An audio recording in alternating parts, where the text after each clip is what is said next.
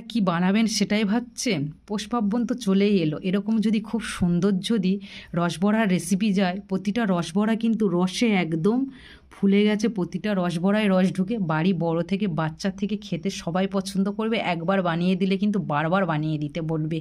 না টেনে পুরো ভিডিওটা দেখবেন, কেউ স্কিপ করে যাবেন না, গেলে তাহলে বুঝতে পারবেন না আমি এটা কী কী দিয়ে বানিয়েছি। পুরো ভিডিওটা দেখার কিন্তু এখানে অনুরোধ রইল।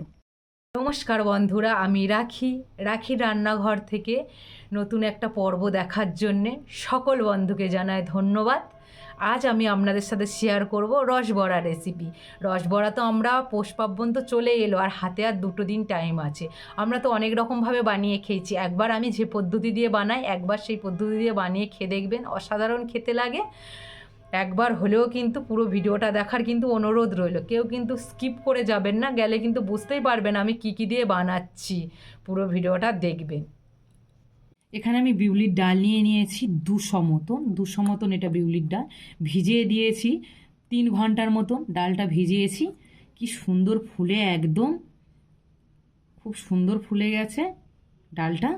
এবার এই ডালটা আমি বেটে নেবো, মিক্সচার মেশিনে দিয়ে বেটে নেবো। কীভাবে সেটা বাটবো সেটাও তোমাদের আমি দেখাবো।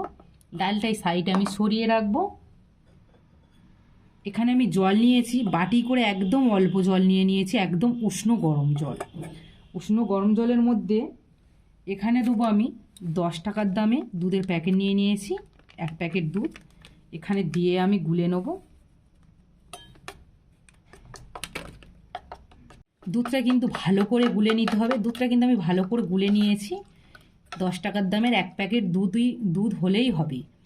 এবার এখানে আমি দুধটা পুরো ঠান্ডা করে নেব, একদম ঠান্ডা করে নেব দুধটা, কোনো গরম থাকবে না। যেরকমই নর্মাল দুধ সেরকমই নর্মাল দুধ করে নেবো এটা। দুধটা কিন্তু খুব সুন্দর ঠান্ডা হয়ে গেছে। এবার এখানে আমি ডালটার মধ্যে লবণ দেবো, দিয়ে আমি পেস্ট করে নেব। এখানে পরিমাণ মতন লবণ দিতে হবে। এবার এটা আমি পেস্ট করে নেব। জল দেবো না, এই দুধটা দেবো আর পেস্ট করব। এই দুধটাই দেবো, এখানে আর কোনো এক্সট্রা জল আমি ব্যবহার করব না। যত শুকনো করে পেস্ট করা যাবে তত কিন্তু রসবড়াটা কিন্তু খুব সুন্দর হবে। এখানে আমি কেমনভাবে পেস্ট করে নিয়ে এসেছি সেটাই আপনাদের দেখাবো। আপনারা দেখে বুঝতে পারছেন যে কতটা টাইট ভাব হয়ে রয়েছে, প্রচুর শুকনো হয়ে রয়েছে। এখানে কিন্তু আমি কোনো ঢলকা ভাব করিনি। আমি কিন্তু যতটুকু উষ্ণ গরম জল নিয়েছিলাম তাদের মধ্যে দুধটা গুলেছিলাম, সেই দুধটাই জাস্ট এখানে দিয়েছি, আর বেশি কোনো এক্সট্রা জল আমি ব্যবহার করিনি। এইভাবে তাহলে খুব সুন্দর একটা পেস্ট হবে।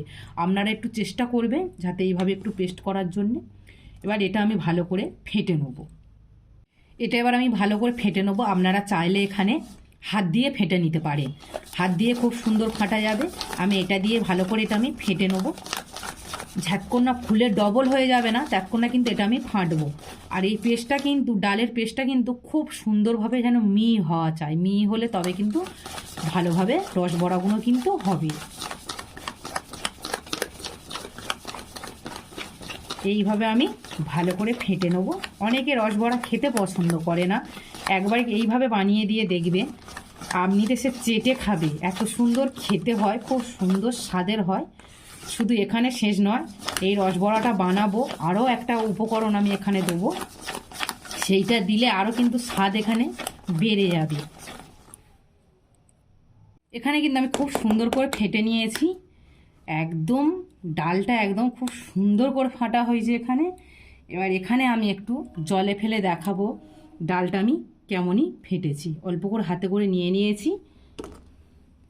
এবার এখানে আমি জল নিয়ে নিয়েছি, জলের মধ্যে যদি ভেসে ওঠে তাহলে আপনারা জানবেন যে ডালটা খুব সুন্দর ফাটা হয়েছে। দেখো জলের মধ্যে কিন্তু ডুবছে না, পুরো ভেসে রয়েছে। এখানে কিন্তু আমি খুব সুন্দর করে ডালটা কিন্তু ফেটে নিয়েছি। এবার চিনির শিরাটা বানানোর দরকার। একটা কড়া বসিয়ে দিয়েছি আর গ্যাসও জ্বেলে দিয়েছি, চিনির শিরাটা বানিয়ে নেব। এখানে আমি 1 বাটি চিনি নিয়ে নিয়েছি।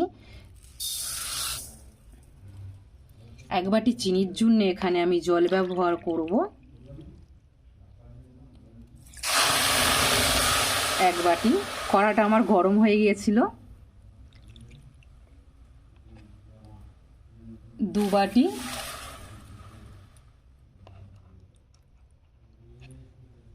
আর এখানে হাফ বাটি, এখানে আমি আড়াই বাটি জল ব্যবহার করলাম। আর এবার এখানে দেবো আখের গুড়। একবার আখের গুড় দিয়ে বানিয়ে খেয়ে দেখবেন, সত্যি অসাধারণ খেতে লাগে, এর একটা আলাদা সেন্ট, আর খেতে কিন্তু অপূর্ব লাগবে। একবার আখের গুড় দিয়ে বানিয়ে দেখবেন। এখানে নিয়ে নিয়েছি 100 মতন আখের গুড়, 100 রয়েছে। আখের গুড়টা আমি দিয়ে দেবো।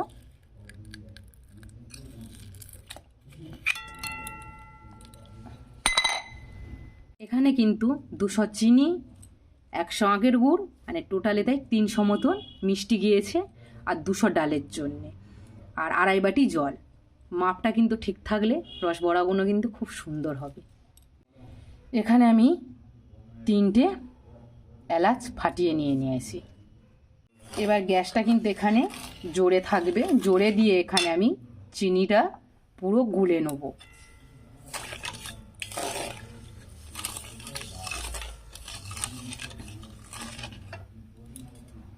আখের গুড়ের কিন্তু স্বাদটা সত্যি অন্য ধরনের, আমার মায়েরা বানায়, আমি অনেকবার খেয়েছি, এইটা খেতে কিন্তু অসাধারণ লাগবে, একবার কিন্তু বানিয়ে দেখবে। কিন্তু আখের গুড়টা আর এখানে কিন্তু পুরো চিনিটা একদম গুলে গিয়েছে, গুলে গিয়ে এইভাবে ফুটে উঠলেই কিন্তু এটা লাবিয়ে নিতে হবে, কোনো একতার দুতার করা যাবে না, পুরো একদম হালকা রসটা হবে, চিনিটা জাস্ট গুলে গিয়ে ফুটে উঠবে, এটা লাবিয়ে রাখতে হবে। এটা আমার চিনি গুলে গিয়ে পুরো ফুটে গেছে, এবার এটা আমি লাবিয়ে নেবো, কোনো ঘন করা যাবে না চিনির রসটা। খুব সুন্দর একটা আখের গুড়ের খুব সুন্দর একটা সেন্ট উঠছে। এখানে আমি একটা কড়া বসিয়ে দিয়েছি, কড়াটা কিন্তু গরম হয়ে গেছে। এবার এখানে আমি সাদা তেল দেবো।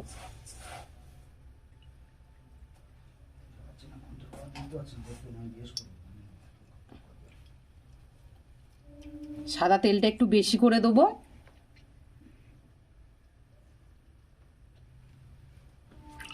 এবার সাদা তেলটা আমি গরম করে নেব।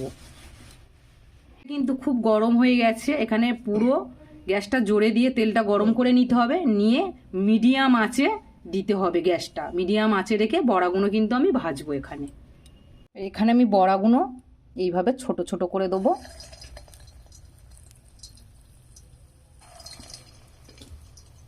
এখানে আমি ছোট ছোট করে দেবো একদম।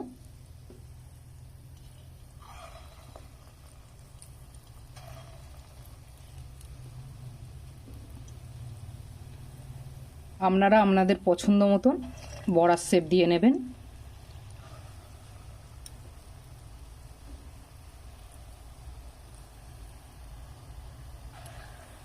ফার্স্ট দিয়েছি সেগুলো কিন্তু কালার চলে এসেছে, কেন এক সাইড দিয়ে দিচ্ছি, এক সাইড দিয়ে কালার চলে আসছে।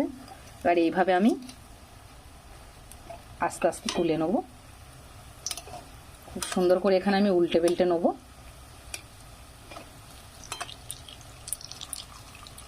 কি সুন্দর ডাবরের মতন টুমটুম হয়ে গেছে। ভালো করে ভেজে নেবো, যেগুলো লাল লাল হয়ে গেছে সেগুলো এখান থেকে আমি তুলে নেবো। এই যেগুলো লাল লাল হয়ে গেছে এগুলো আমি তুলে নেবো।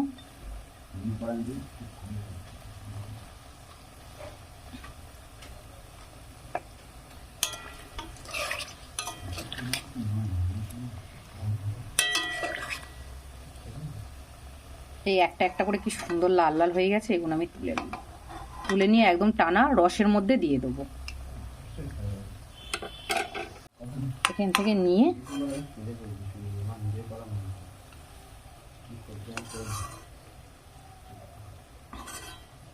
রসের মধ্যে দিয়ে দেবো। বড়াটা কিন্তু এরকম লাল লাল করে ভাজতে হবে, তবে কিন্তু দেখতে সুন্দর লাগবে, খেতেও ভালো লাগবে একটু লাল লাল করে ভাজলে। দুবার ভেজে আমি তুলে নিয়েছি, আর একবার আমি ভাজবো।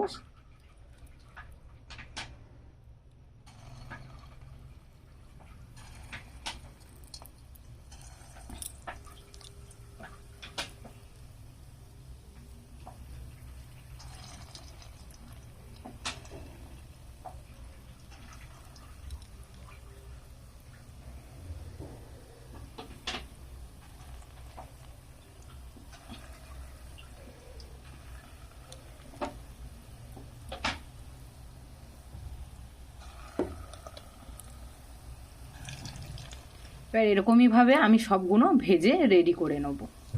এবার আমি রেডি করে নিয়েছি আর প্লেটের মধ্যে সাজিয়ে নিয়েছি। আপনাদের দেখে কার কার গালে থেকে জল চলে আসছে একবার কমেন্ট করে জানাবেন। কত সুন্দর খালি দেখতে হয়েছে, প্রতিটা রসবড়াই কিন্তু রসে একদম পুরো একদম টইটুম্বুর হয়ে গেছে।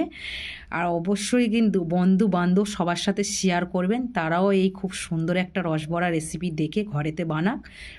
একবার হলেও ঘরেতে বানিয়ে আমাকে কমেন্ট করে জানাবেন যে এই রসবড়াটা খেতে কেমন লেগেছে। আর এখানে আমি একটা কেটে দেখাবো।